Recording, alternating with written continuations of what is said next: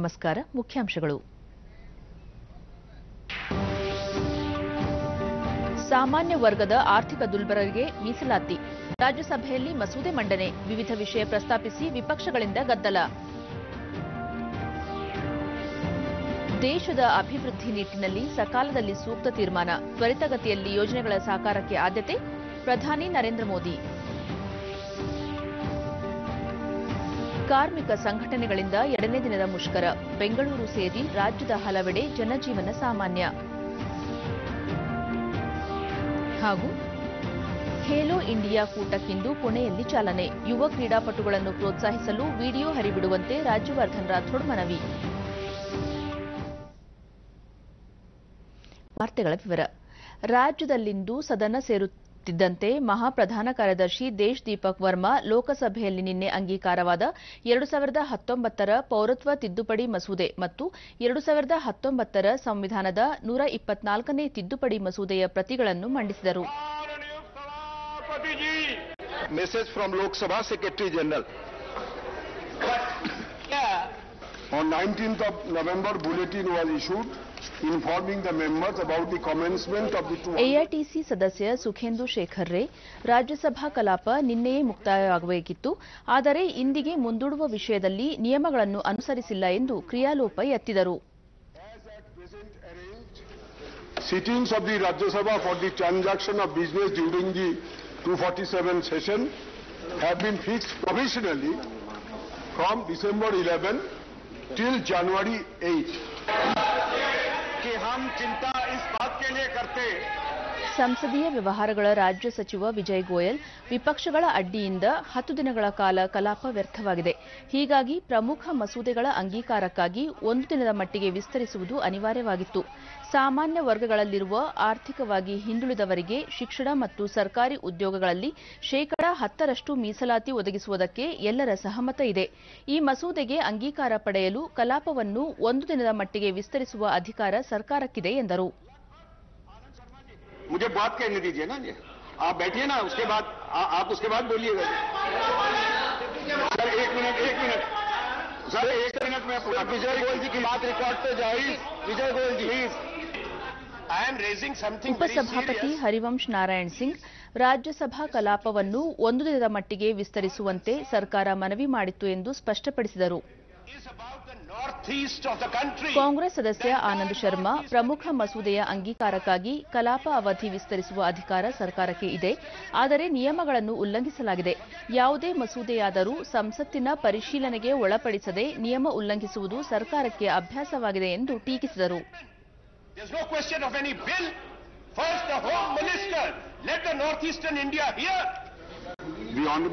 BJP ಸದಸ್ಯ ಚುನ್ನಿಭಾಯ್ ಕಾಂಜಿಭಾಯ್ ಗೋಹೆಲ್, ಗುಜರಾತ್ ಮತ್ತು ತಮಿಳುನಾಡಿನ ಮೀನುಗಾರಿಕೆ ದೋಣಿಗಳನ್ನು ಪಾಕಿಸ್ತಾನ ವಶಪಡಿಸಿಕೊಂಡಿದೆ, ಇದು ಕಾನೂನುಬಾಹಿರ ಅಪಹರಣವಾಗಿದೆ ಎಂದು ಹೇಳಿದರು. ಕಾಂಗ್ರೆಸ್ ಸದಸ್ಯ ಆನಂದ್ ಶರ್ಮಾ, ಈಶಾನ್ಯ ಭಾರತದಲ್ಲಿ ಭದ್ರತೆ ಮತ್ತು ಸ್ಥಿರತೆಗೆ ಅಡ್ಡಿ ಎದುರಾಗಿದೆ, ಈ ಹಿನ್ನೆಲೆಯಲ್ಲಿ ಗೃಹ ಸಚಿವರು ಸದನಕ್ಕೆ ಆಗಮಿಸಿ ಉತ್ತರಿಸಬೇಕೆಂದು ಮನವಿ ಮಾಡಿದರು. ಹಣಕಾಸು ಸಚಿವ ಅರುಣ್ ಜೇಟ್ಲಿ, ಕಲಾಪ ವಿಸ್ತರಿಸಿದ ಬಗ್ಗೆ ನಿಯಮ ಉಲ್ಲಂಘನೆಯಾಗಿದೆ ಎಂದು ನಿಯಮ ಸಂಖ್ಯೆಯನ್ನು ಎಐಎಡಿಎಂಕೆ ಸದಸ್ಯರು ತಪ್ಪಾಗಿ ಉಲ್ಲೇಖಿಸಿದ್ದಾರೆ, ಸದನ ಕಲಾಪ ಸುಗಮವಾಗಿ ನಡೆಯಬೇಕೆಂದು ದೇಶ ಬಯಸುತ್ತದೆ ಎಂದು ಹೇಳಿದರು. ಈ ಮಧ್ಯೆ ವಿಪಕ್ಷಗಳ ಸದಸ್ಯರು ಸದನದ ಬಾವಿಗೆ ತೆರಳಿ ಘೋಷಣೆ ಕೂಗುತ್ತಾ ಅಡ್ಡಿಪಡಿಸಿದ ಪರಿಣಾಮ ಕಲಾಪವನ್ನು ಮಧ್ಯಾಹ್ನ 12 ಗಂಟೆಯವರೆಗೆ ಮುಂದೂಡಲಾಯಿತು. ಮತ್ತೆ ಸದನ ಸೇರಿದಾಗ ಕರ್ನಾಟಕದಲ್ಲಿ ಪರಿಶಿಷ್ಟ ಪಂಗಡಗಳ ಪಟ್ಟಿಗೆ ಕೆಲವು ಜಾತಿಗಳ ಸೇರ್ಪಡೆ ಕುರಿತ 2019ರ ತಿದ್ದುಪಡಿ ಮಸೂದೆಗೆ ಅಂಗೀಕಾರ ದೊರೆಯಿತು. ಸಾಮಾನ್ಯ ವರ್ಗದ ಆರ್ಥಿಕ ದುರ್ಬಲರಿಗೆ ಶಿಕ್ಷಣ ಮತ್ತು ಸರ್ಕಾರಿ ಉದ್ಯೋಗಗಳಲ್ಲಿ 10% ಮೀಸಲಾತಿ ಒದಗಿಸುವ 2019ರ ತಿದ್ದುಪಡಿ ಮಸೂದೆಯನ್ನು ಸಾಮಾಜಿಕ ನ್ಯಾಯ ಮತ್ತು ಸಬಲೀಕರಣ ಸಚಿವ ತಾವರ್ ಚಂದ್ ಗೆಹ್ಲೋಟ್ ಮಂಡಿಸಿದರು. ಈ ಮಧ್ಯೆ ವಿಪಕ್ಷಗಳು ಈಶಾನ್ಯ ಭಾರತದ ಭದ್ರತೆ ಪರಿಸ್ಥಿತಿ ಕುರಿತು ಗೃಹ ಸಚಿವರನ್ನು ಕರೆಸಿ ಉತ್ತರ ನೀಡುವಂತೆ ಆಗ್ರಹಿಸಿದಾಗ ಗದ್ದಲ ಉಂಟಾಯಿತು. ದೇಶದ ಅಭಿವೃದ್ಧಿ ನಿಟ್ಟಿನಲ್ಲಿ ಅಗತ್ಯ ಯೋಜನೆಗಳ ಬಗ್ಗೆ ಸಕಾಲದಲ್ಲಿ ನಿರ್ಧರಿಸಿ ತ್ವರಿತಗತಿಯಲ್ಲಿ ಪೂರ್ಣಗೊಳಿಸುವುದಕ್ಕೆ ತಮ್ಮ ಸರ್ಕಾರ ಆದ್ಯತೆ ನೀಡಿದೆ ಎಂದು ಪ್ರಧಾನಿ ನರೇಂದ್ರ ಮೋದಿ ಮಹಾರಾಷ್ಟ್ರದ ಸೋಲಾಪುರದಲ್ಲಿಂದು ಹೇಳಿದ್ದಾರೆ.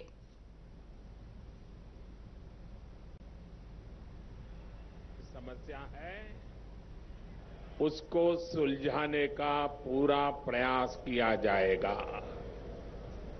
मुझे खुशी है ಸೋಲಾಪುರ್ ತುಳಜಾಪುರ್ ಉಸ್ಮಾನಾಬಾದ್ ನೂತನ ರಾಷ್ಟ್ರೀಯ ಹೆದ್ದಾರಿಯನ್ನು ದೇಶಕ್ಕೆ ಸಮರ್ಪಿಸಿ ಆವಾಸ್ ಯೋಜನೆಯಡಿ 30,000 ಮನೆಗಳಿಗೆ ಶಿಲಾನ್ಯಾಸ ಸೇರಿದಂತೆ ವಿವಿಧ ಅಭಿವೃದ್ಧಿ ಯೋಜನೆಗಳಿಗೆ ಚಾಲನೆ ನೀಡಿದ ಪ್ರಧಾನಿ ವಿದ್ಯುತ್ ರಸ್ತೆ ಮತ್ತು ವಸತಿ ಸಮಸ್ಯೆಗಳನ್ನು ಬಗೆಹರಿಸಲು ಅನೇಕ ಕಾರ್ಯಕ್ರಮಗಳನ್ನು ಕೈಗೊಳ್ಳಲಾಗಿದೆ ಎಂದರು.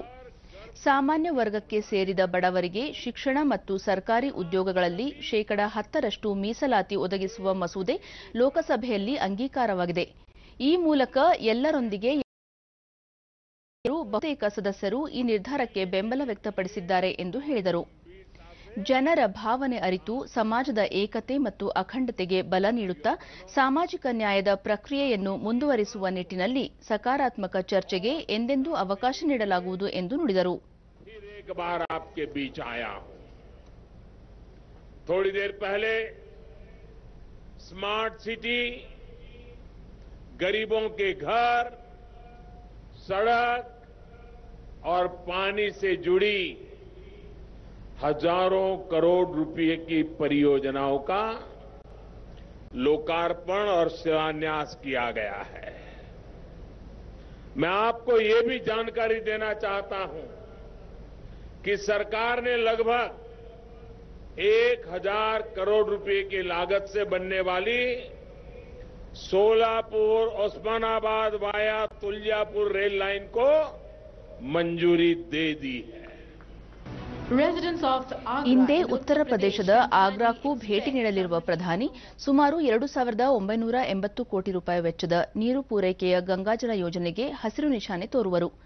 ಸರ್ಕಾರದ ಈ ಯೋಜನೆಯಿಂದ ಆಗ್ರಾಗೆ 150 ಕ್ಯೂಸೆಕ್ ನೀರು ಲಭ್ಯವಾಗಲಿದ್ದು ನಗರದ ನಿವಾಸಿಗಳು ಹಾಗೂ ಪ್ರವಾಸಿಗರಿಗೆ ಅನುಕೂಲವಾಗಲಿದೆ.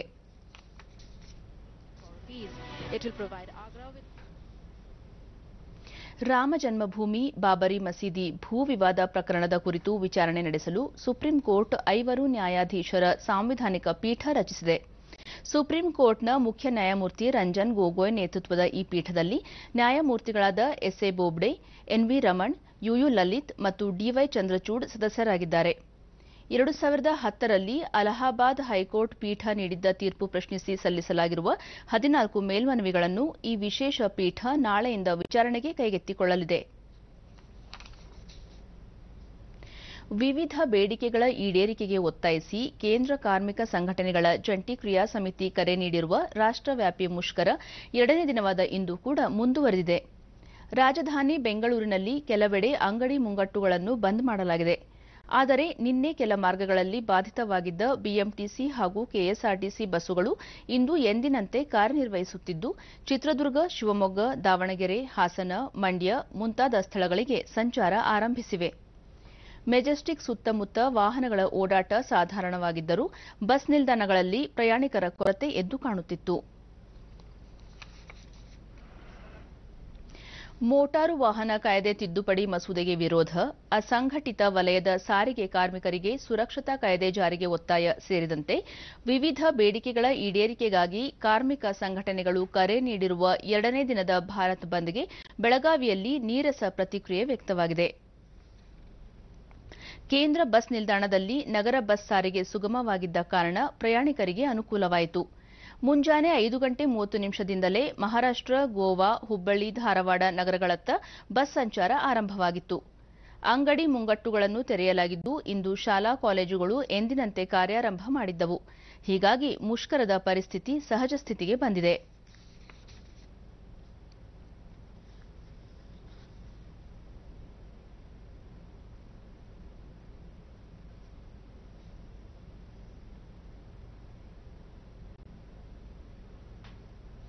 ಕೇಂದ್ರ ವಾರ್ತಾ ಮತ್ತು ಪ್ರಸಾರ ಸಚಿವಾಲಯ ಮುದ್ರಣ ಮಾಧ್ಯಮದ ಜಾಹೀರಾತು ದರವನ್ನು ಶೇಕಡಾ 25ರಷ್ಟು ಹೆಚ್ಚಿಸಿದೆ. ಈ ನೂತನ ದರ ನಿನ್ನೆಯಿಂದ ಅನ್ವಯವಾಗಲಿದ್ದು 3 ವರ್ಷಗಳ ಅವಧಿಗೆ ಈ ಹೊಸ ದರ ನಿಗದಿಯಾಗಿರುತ್ತದೆ. ಸಚಿವಾಲಯದ 8ನೇ ದರ ರೂಪಿಸುವ ಸಮಿತಿ ಶಿಫಾರಸಿನ ಮೇರೆಗೆ ಪರಿಷ್ಕೃತ ದರ ಜಾರಿಗೊಳಿಸಲಾಗಿದೆ. ಈ ಮುನ್ನ 2013ನೇ ಸಾಲಿನಲ್ಲಿ ಮುದ್ರಣ ಮಾಧ್ಯಮದ ಜಾಹೀರಾತು ದರವನ್ನು ಪರಿಷ್ಕೃತಗೊಳಿಸಲಾಗಿತ್ತು. ಆ ಬಾರಿ ದರದಲ್ಲಿ ಶೇಕಡಾ 19ರಷ್ಟು ಹೆಚ್ಚಳ ಮಾಡಲಾಗಿತ್ತು. ಮುದ್ರಣ ಮಾಧ್ಯಮದ ಜಾಹೀರಾತು ದರ ಹೆಚ್ಚಳದಿಂದ ಸಣ್ಣ ಹಾಗೂ ಮಧ್ಯಮ ಪತ್ರಿಕೆಗಳಿಗೆ ಹಾಗೂ ಪ್ರಾದೇಶಿಕ ಭಾಷೆಗಳ ಪತ್ರಿಕೆಗಳಿಗೆ ಹೆಚ್ಚು ಅನುಕೂಲವಾಗಲಿದೆ. ರಾಜ್ಯದ ಸಂಸದರಾದ ಶೋಭಾ ಕರಂದ್ಲಾಜೆ ಹಾಗೂ ನಳಿನ್ ಕುಮಾರ್ ಕಟೀಲ್ ದೆಹಲಿಯಲ್ಲಿ ನಿನ್ನೆ ಹಣಕಾಸು ಸಚಿವ ಅರುಣ್ ಜೇಟ್ಲಿ ಅವರನ್ನು ಭೇಟಿ ಮಾಡಿ ದಕ್ಷಿಣ ಕನ್ನಡ ಜಿಲ್ಲೆಯ ವಿಜಯ ಬ್ಯಾಂಕ್ ಅನ್ನು ಬ್ಯಾಂಕ್ ಆಫ್ ಇಂಡಿಯಾ ಮತ್ತು ದೇನಾ ಬ್ಯಾಂಕ್ಗಳೊಂದಿಗೆ ವಿಲೀನಗೊಳಿಸಿರುವುದನ್ನು ಮರುಪರಿಶೀಲಿಸುವಂತೆ ಮನವಿ ಮಾಡಿದರು. ವಿಜಯ ಬ್ಯಾಂಕ್ ಹೆಸರನ್ನು ಹಾಗೆಯೇ ಉಳಿಸಿಕೊಡುವಂತೆ ಕೇಂದ್ರ ಸಚಿವರಲ್ಲಿ ರಾಜ್ಯ ಸಂಸದರು ಕೋರಿದರು. ಇದಕ್ಕೆ ಅರುಣ್ ಜೇಟ್ಲಿ ಸಕಾರಾತ್ಮಕವಾಗಿ ಸ್ಪಂದಿಸಿದ್ದು ಪರಿಶೀಲಿಸುವುದಾಗಿ ಭರವಸೆ ನೀಡಿದರು. ಮುಂಬೈ ಸಂಸದ ಗೋಪಾಲ್ ಶೆಟ್ಟಿ ಸಹ ನಿಯೋಗದಲ್ಲಿದ್ದರು. ಉಡಾನ್ ಯೋಜನೆಯಡಿ ಮೈಸೂರಿನಿಂದ ಶೀಘ್ರವೇ ಬೆಳಗಾವಿ, ಗೋವಾ, ಕೊಚ್ಚಿ, ಹೈದರಾಬಾದ್ ಮತ್ತು ಬೆಂಗಳೂರು ನಡುವೆ ವಿಮಾನ ಸಂಚಾರ ಆರಂಭವಾಗಲಿದೆ. ಕೇಂದ್ರ ನಾಗರಿಕ ವಿಮಾನಯಾನ ಸಚಿವಾಲಯ ಇಂದು ಇದಕ್ಕೆ ಒಪ್ಪಿಗೆ ನೀಡಿದೆ. ಮೈಸೂರು ಕೊಡಗು ಸಂಸದ ಪ್ರತಾಪ್ ಸಿಂಹ ಕೇಂದ್ರೀಯ ಪ್ರಾದೇಶಿಕ ಸಂಪರ್ಕ ಯೋಜನೆಯಾಗಿರುವ ಉಡಾನ್ ಅಡಿ 3ನೇ ಹಂತದಲ್ಲಿ ಮೈಸೂರಿನಿಂದ ಹೆಚ್ಚುವರಿಯಾಗಿ 6 ವಿಮಾನಗಳ ಸಂಚಾರಕ್ಕೆ ಅನುಮತಿ ನೀಡುವಂತೆ ನಾಗರಿಕ ವಿಮಾನಯಾನ ಸಚಿವರಲ್ಲಿ ಮನವಿ ಮಾಡಿದ್ದರು. ಈ ಹಿನ್ನೆಲೆಯಲ್ಲಿ ಅರಮನೆ ನಗರಿಯಿಂದ ಶೀಘ್ರವೇ ಬೆಳಗಾವಿ, ಗೋವಾ, ಕೊಚ್ಚಿ, ಬೆಂಗಳೂರು ಮತ್ತು ಹೈದರಾಬಾದ್ ನಗರಗಳಿಗೆ ದ್ವಿಮುಖ ವಿಮಾನ ಸಂಚಾರಕ್ಕೆ ಕೇಂದ್ರ ಸಚಿವಾಲಯ ಮಂಜೂರಾತಿ ನೀಡಿದೆ. ಚೆನ್ನೈ ಬೆಂಗಳೂರು ಎಕ್ಸ್ಪ್ರೆಸ್ ರೈಲು ಸೇವೆಯನ್ನು ಮೈಸೂರಿನವರೆಗೆ ವಿಸ್ತರಿಸಲು ರೈಲ್ವೆ ಸಚಿವ ಪಿಯೂಷ್ ಗೋಯಲ್ ಒಪ್ಪಿದ್ದಾರೆ. ಚೆನ್ನೈನಿಂದ ಮಧ್ಯಾಹ್ನ 1:35ಕ್ಕೆ ಹೊರಡುವ 12609 ಸಂಖ್ಯೆಯ ರೈಲು ರಾತ್ರಿ 8 ಗಂಟೆ 5 ನಿಮಿಷಕ್ಕೆ ಬೆಂಗಳೂರು ತಲುಪಲಿದೆ. 5 ನಿಮಿಷ ನಿಲುಗಡೆ ಬಳಿಕ 8:10ಕ್ಕೆ ಹೊರಟು ರಾತ್ರಿ 11 ಗಂಟೆಗೆ ಮೈಸೂರು ತಲುಪಲಿದೆ. ಹಾಗೆಯೇ ಮೈಸೂರಿನಿಂದ ಬೆಳಗಿನ ಜಾವ 4:45ಕ್ಕೆ ಹೊರಡುವ 12610 ಸಂಖ್ಯೆಯ ರೈಲು 7:45ಕ್ಕೆ ಬೆಂಗಳೂರು ತಲುಪಲಿದೆ. 17 ನಿಮಿಷ ನಿಲುಗಡೆ ಬಳಿಕ 8 ಗಂಟೆ 2 ನಿಮಿಷಕ್ಕೆ ಬೆಂಗಳೂರಿನಿಂದ ಹೊರಟು ಮಧ್ಯಾಹ್ನ 2:30ಕ್ಕೆ ಚೆನ್ನೈ ತಲುಪಲಿದೆ. ಕೆಂಗೇರಿ, ರಾಮನಗರ, ಚನ್ನಪಟ್ಟಣ, ಮದ್ದೂರು, ಮಂಡ್ಯ ಹಾಗೂ ಪಾಂಡವಪುರಗಳಲ್ಲಿ ರೈಲು ನಿಲುಗಡೆಯಾಗಲಿದೆ. ಸಂಸದ ಪ್ರತಾಪ್ ಸಿಂಹ ದೆಹಲಿಯಲ್ಲಿ ರೈಲ್ವೆ ಸಚಿವ ಪಿಯೂಷ್ ಗೋಯಲ್ ಅವರನ್ನು ಭೇಟಿ ಮಾಡಿ ಮೈಸೂರುವರೆಗೆ ಈ ರೈಲು ಸೇವೆಯನ್ನು ವಿಸ್ತರಿಸುವಂತೆ ಮನವಿ ಮಾಡಿದರು. ಇದಕ್ಕೆ ರೈಲ್ವೆ ಸಚಿವರು ಸಕಾರಾತ್ಮಕವಾಗಿ ಸ್ಪಂದಿಸಿದ್ದಾರೆ.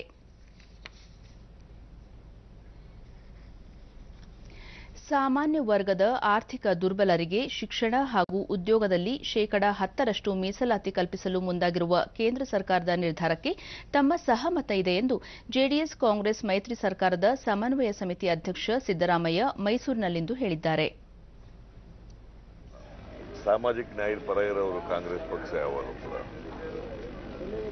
ತಾವು ಯಾವಾಗಲೂ ಸಾಮಾಜಿಕ ನ್ಯಾಯದ ಪರವಾಗಿದ್ದು ಬಡತನ, ಸಾಮಾನ್ಯ ವರ್ಗದ ಆರ್ಥಿಕ ದುರ್ಬಲರಿಗೆ ಮೀಸಲಾತಿಯ ಸೌಲಭ್ಯ ಸಿಗಬೇಕೆಂಬುದು ತಮ್ಮ ಆಶಯವಾಗಿದೆ ಎಂದು ಹೇಳಿದರು. ಪಿವಿ ನರಸಿಂಹರಾವ್ ಅವರ ಆಡಳಿತದ ಅವಧಿಯಲ್ಲೇ ಇಂತಹ ಮೀಸಲಾತಿಗೆ ಕಾಂಗ್ರೆಸ್ ಮುಂದಾಗಿತ್ತು ಎಂದರು. ಈಗ ಇವರು ಪುನಃ ಮಾಡಿದರೆ ನಾವು ಸ್ವಾಗತ ಮಾಡಿದ್ದೀವಿ.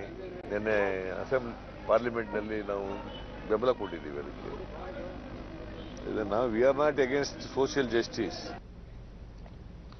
ಕೇಂದ್ರ ಹಾಗೂ ರಾಜ್ಯ ಸರ್ಕಾರಗಳ ಮಹತ್ವಾಕಾಂಕ್ಷೆಯ ಆಯುಷ್ಮಾನ್ ಭಾರತ್ ಯೋಜನೆ ಶಿವಮೊಗ್ಗ ಜಿಲ್ಲೆಯ ಹೊಸನಗರ ತಾಲೂಕಿನಲ್ಲಿ ಯಶಸ್ವಿಯಾಗಿ ಅನುಷ್ಠಾನಗೊಂಡಿದೆ. ಸಾರ್ವಜನಿಕರು ತಾಲೂಕು ಆಸ್ಪತ್ರೆಗೆ ಭೇಟಿ ನೀಡಿ ಬಡವರ ಉತ್ತಮ ಆರೋಗ್ಯಕ್ಕಾಗಿ ಜಾರಿಗೆ ತರಲಾಗಿರುವ ಈ ಯೋಜನೆಯ ಪ್ರಯೋಜನ ಪಡೆಯುತ್ತಿದ್ದಾರೆ.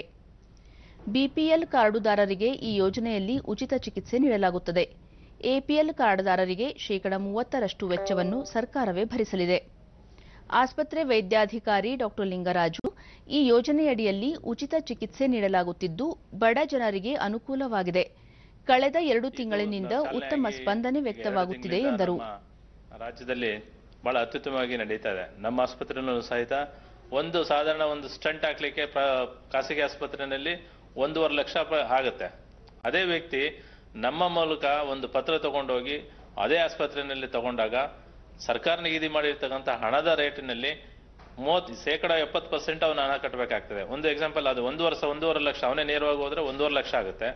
ನಮ್ಮಿಂದ ಒಂದು ಪತ್ರ ತಗೊಂಡೋಗಿ ಅವನು ಚಿಕಿತ್ಸೆ ಪಡ್ಕೊಂಡಾಗ ಅದೇ 1.5 ಲಕ್ಷ ಇರ್ತಕ್ಕಂಥದ್ದು ಕೇವಲ 65,000 ರೂಪಾಯಿ ಆಗ್ತದೆ. 65,000 ರೂಪಾಯಿದಲ್ಲಿ ಅವನು 70% ಕಟ್ಟಬೇಕು. ಅಂದ್ರೆ ಅಲ್ಲಿಗೆ 40,000 ರೂಪಾಯಿನ ಎಷ್ಟೋ ಒಂದು ಅಂದಾಜು ಅವನಿಗೆ ಬರ್ತದೆ.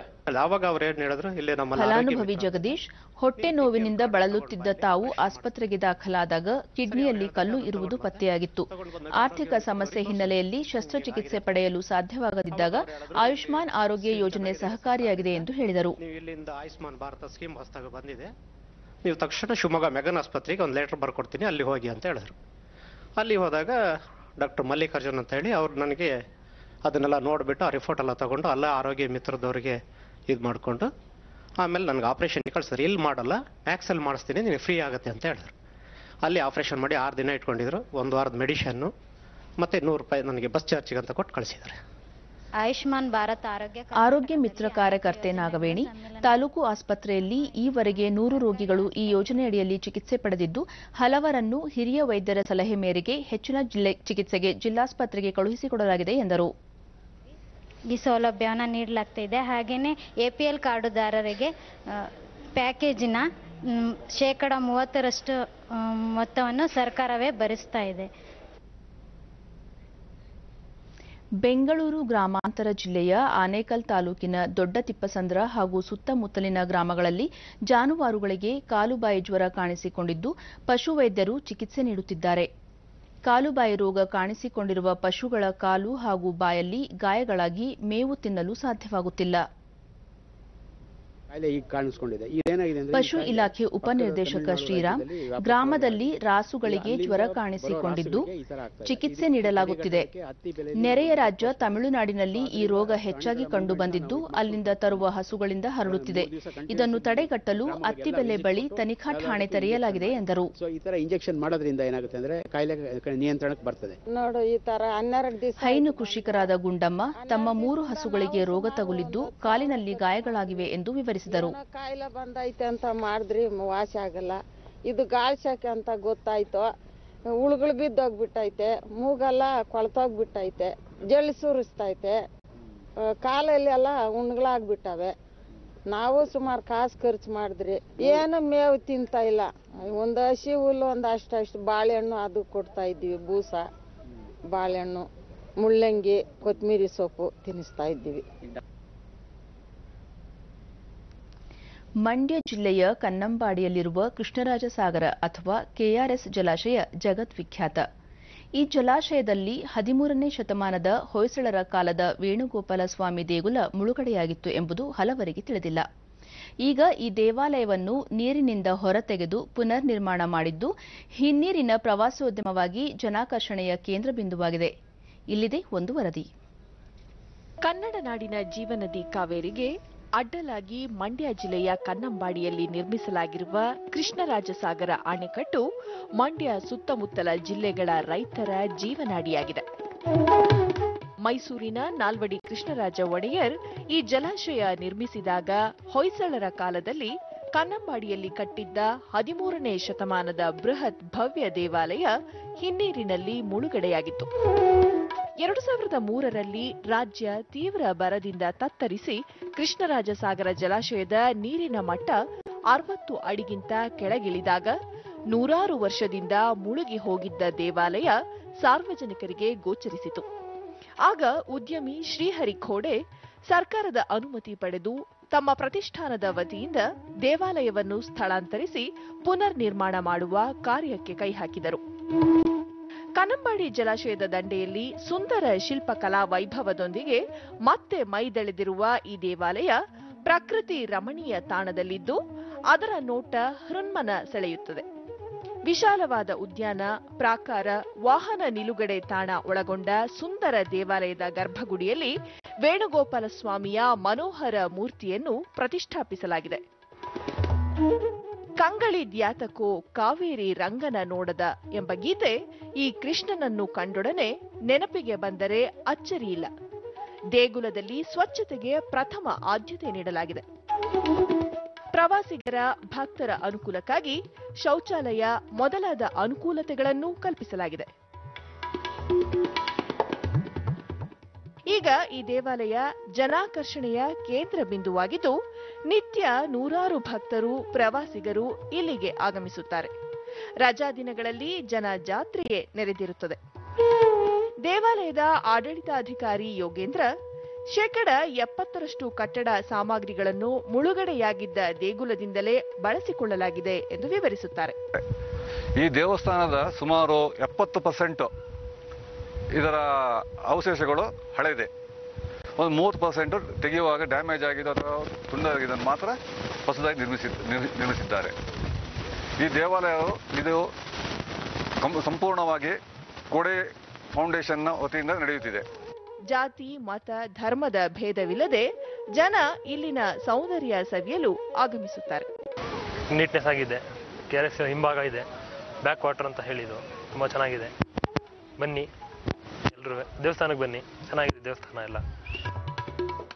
ಪ್ರವಾಸಿಗರು ಹಾಗೂ ಭಕ್ತರು ಇಲ್ಲಿನ ದೇಗುಲದ ರಮ್ಯತೆ ಮತ್ತು ನೈರ್ಮಲ್ಯದ ಬಗ್ಗೆ ಹೃದಯಾಂತರಾಳದಿಂದ ಮೆಚ್ಚುಗೆ ವ್ಯಕ್ತಪಡಿಸುತ್ತಾರೆ. ಇವತ್ತು ನಾನು ಇದನ್ನು ನೋಡಕ್ಕೆ ಬಂದಾಗ ನಿಜವಾಗ್ಲೂ ನಾನು ಬಹಳ ಸಂತೋಷ ಆಯಿತು. ಸ್ಥಳ ನೋಡಿದೆ, ಶುಚಿತ್ವ ನೋಡಿದೆ. ದೇವರು ಶುಚಿತ್ವದಲ್ಲೇ ದೇವರಿರೋದು ಅಂತ ಎಲ್ಲ ಕಡೆ ನಾವು ಕೇಳಿದ್ದೀವಿ. ಬಹಳ ಚೆನ್ನಾಗಿ ಮೇಂಟೈನ್ ಮಾಡಿದ್ದಾರೆ.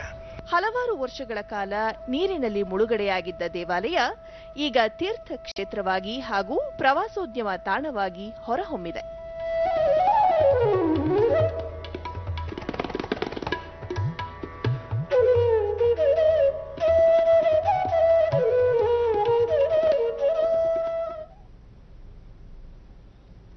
ಸೋಲಾಪುರ ಗಾರ್ಮೆಂಟ್ ಸಂಘದ ವತಿಯಿಂದ ಬೆಂಗಳೂರಿನಲ್ಲಿ ಇಂದಿನಿಂದ 3 ದಿನಗಳ ಕಾಲ ಏರ್ಪಡಿಸಿರುವ ಭಾರತದ ಸಮವಸ್ತ್ರ, ಗಾರ್ಮೆಂಟ್ ಮತ್ತು ಫ್ಯಾಬ್ರಿಕ್ ಉತ್ಪಾದಕರ ಮೇಳಕ್ಕೆ ನಿನ್ನೆ ಚಾಲನೆ ನೀಡಲಾಯಿತು.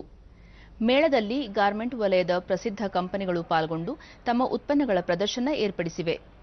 ಸಮವಸ್ತ್ರ, ಪುರುಷರು, ಮಹಿಳೆಯರು ಮತ್ತು ಮಕ್ಕಳ ಬಟ್ಟೆಗಳು ಪ್ರದರ್ಶನದಲ್ಲಿ ಇಡಲಾಗಿದೆ.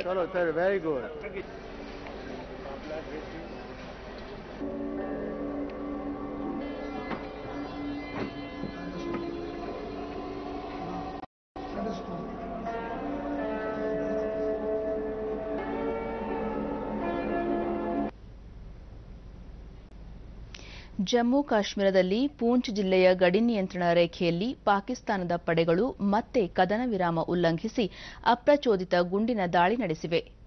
ಭಾರತದ ಯೋಧರು ಅದಕ್ಕೆ ತಕ್ಕ ಪ್ರತ್ಯುತ್ತರ ನೀಡಿದ್ದಾರೆ. ಇಂದು ಬೆಳಗಿನ ಜಾವ ಗುಲ್ಪುರ್ ಸೆಕ್ಟರ್ನಲ್ಲಿ ಪಾಕಿಸ್ತಾನದ ಪಡೆಗಳು ಭಾರತೀಯ ಚೆಕ್ಪೋಸ್ಟ್ ಹಾಗೂ ನಾಗರಿಕರನ್ನು ಗುರಿಯಾಗಿಸಿಕೊಂಡು ಭಾರೀ ಪ್ರಮಾಣದಲ್ಲಿ ಶೆಲ್ ದಾಳಿ ನಡೆಸಿವೆ. ಗುಂಡಿನ ಚಕಮಕಿಯಲ್ಲಿ ಸಾವು ನೋವು ಅಥವಾ ಗಾಯಗೊಂಡಿರುವವರ ಬಗ್ಗೆ ಯಾವುದೇ ವರದಿಯಾಗಿಲ್ಲ.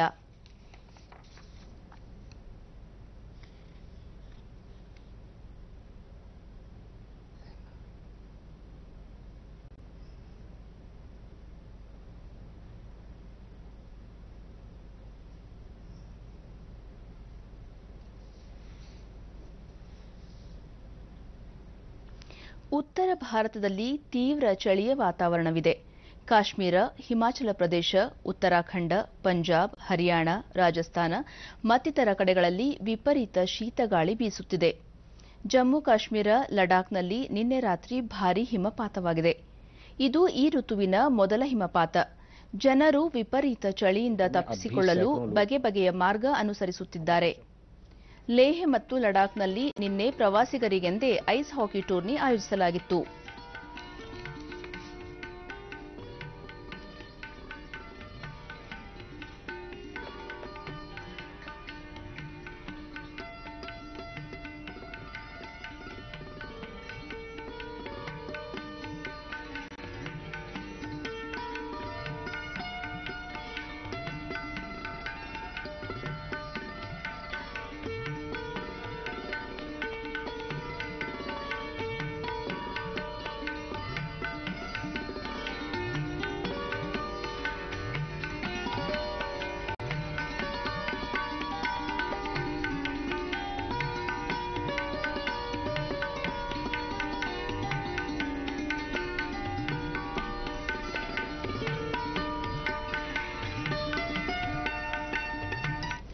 ಮುಂಬೈ ಷೇರುಪೇಟೆಯ ಆರಂಭಿಕ ವಹಿವಾಟಿನಲ್ಲಿ ಷೇರು ಸಂವೇದಿ ಸೂಚ್ಯಂಕ 226 ಅಂಕಗಳ ಏರಿಕೆಯೊಂದಿಗೆ 36,207ರಲ್ಲಿತ್ತು.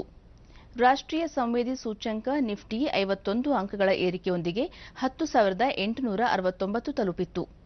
ಅಂತಾರಾಷ್ಟ್ರೀಯ ವಿನಿಮಯ ಮಾರುಕಟ್ಟೆಯ ಆರಂಭಿಕ ವಹಿವಾಟಿನಲ್ಲಿ ಡಾಲರ್ ಎದುರು ರೂಪಾಯಿ ಮೌಲ್ಯ 7 ಪೈಸೆ ಏರಿಕೆ ಕಂಡು 70.14ರಲ್ಲಿತ್ತು.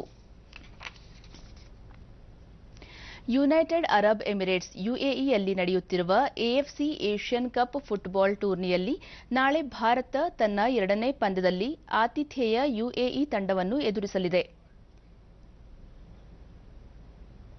ಎ ಗುಂಪಿನಲ್ಲಿ ಸೆಣಸುತ್ತಿರುವ ಸುನಿಲ್ ಛೇಟ್ರಿ ನಾಯಕತ್ವದ ಭಾರತ ತಂಡ ತನ್ನ ಮೊದಲ ಪಂದ್ಯದಲ್ಲಿ ಥೈಲ್ಯಾಂಡ್ ವಿರುದ್ಧ 4-1 ಗೋಲುಗಳಿಂದ ಜಯಗಳಿಸಿ ಶುಭಾರಂಭ ಮಾಡಿತ್ತು. ಸದ್ಯ 4 ತಂಡಗಳ ತನ್ನ ಗುಂಪಿನಲ್ಲಿ 3 ಅಂಕ ಕಲೆ ಹಾಕಿರುವ ಭಾರತ ಅಂಕಪಟ್ಟಿಯಲ್ಲಿ ಮೊದಲ ಸ್ಥಾನದಲ್ಲಿದೆ.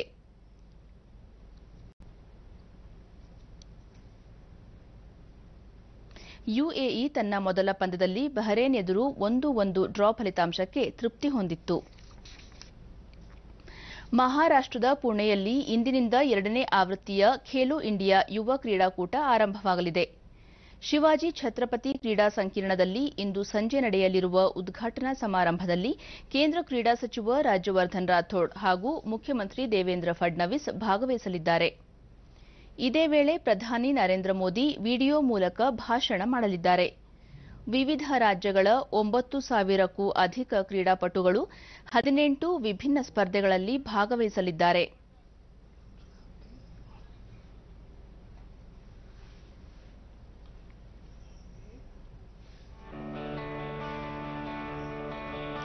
ಯುವ ಒಲಿಂಪಿಕ್ಸ್ ಚಿನ್ನದ ಪದಕ ವಿಜೇತ ಶೂಟರ್ ಮನು ಬಾಕರ್ ಹಾಗೂ ಸೌರಭ್ ಚೌಧರಿ ಮತ್ತು ವೇಟ್ ಲಿಫ್ಟರ್ ಜೆರೆಮಿ ಲಾಲ್ರಿನುಂಗಾ ಈ ಕೂಟದಲ್ಲಿ ಭಾಗವಹಿಸಲಿರುವ ಪ್ರಮುಖ ಯುವ ಪ್ರತಿಭೆಗಳಾಗಿದ್ದಾರೆ. ದೇಶದಲ್ಲಿ ಕ್ರೀಡಾಪಟುಗಳಿಗೆ ಅವಕಾಶ ಕಲ್ಪಿಸಲು ಹಾಗೂ ಅಂತಾರಾಷ್ಟ್ರೀಯ ಮಟ್ಟದ ಕ್ರೀಡಾಪಟುಗಳನ್ನು ಸಿದ್ಧಪಡಿಸುವ ಉದ್ದೇಶದೊಂದಿಗೆ ಕೇಂದ್ರ ಕ್ರೀಡಾ ಸಚಿವಾಲಯ ಕಳೆದ ವರ್ಷ ಖೇಲೋ ಇಂಡಿಯಾ ಅಭಿಯಾನವನ್ನು ಪ್ರಾರಂಭಿಸಿದೆ. ಕ್ರೀಡಾ ಸಚಿವರು ಈ ಯುವ ಕ್ರೀಡಾಕೂಟದ ಹಿನ್ನೆಲೆ 5 ಮಿನಿಟ್ ಔರ್ ಖೇಲೋ ಇಂಡಿಯಾ ಶೀರ್ಷಿಕೆಯಡಿ ವಿಡಿಯೋ ದೃಶ್ಯಾವಳಿಯೊಂದನ್ನು ಟ್ವಿಟರ್ನಲ್ಲಿ ಅಪ್ಲೋಡ್ ಮಾಡಿದ್ದಾರೆ.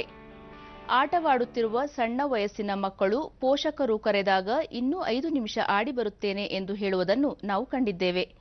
ಈ ಹಿನ್ನೆಲೆಯಲ್ಲಿ ದೇಶದ ಎಲ್ಲ ಯುವಜನರನ್ನು ಕ್ರೀಡೆಯಲ್ಲಿ ಪ್ರೋತ್ಸಾಹಿಸಲು #5 ಮಿನಿಟ್ ಔರ್ #ಖೇಲೋ ಇಂಡಿಯಾಗೆ ವಿಡಿಯೋವೊಂದನ್ನು ಕಳುಹಿಸಿಕೊಡುವಂತೆ ಕೋರಿದ್ದಾರೆ.